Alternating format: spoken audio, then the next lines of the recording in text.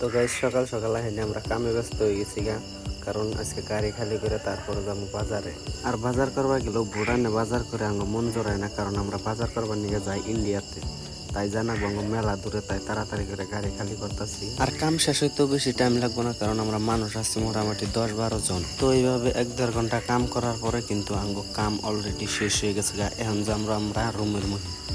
তো কাম শেষ করে আমরা গোসল টোসল দিয়ে রেডি হয়ে তারপরে যাবো রুমে। তো গোসল দিয়ে আমরা রুমের দিকে রওনা দিছি। আমার লগে আছে জাহিদুল।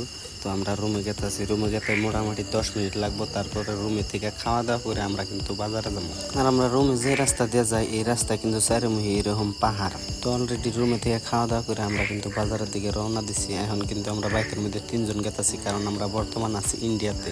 আর ইন্ডিয়াতে 3 জন গেলেও অত দূর প্রবলেম নাই, ভুটানে কিন্তু 3 জন যাওয়া নিষেধ আছে। তো এইভাবে গেতে গেতে আমরা কিন্তু অলরেডি বাজার পেয়ে গেছি গা। আজকে ব্লগটা এই তৈরি শেষ। ধন্যবাদ।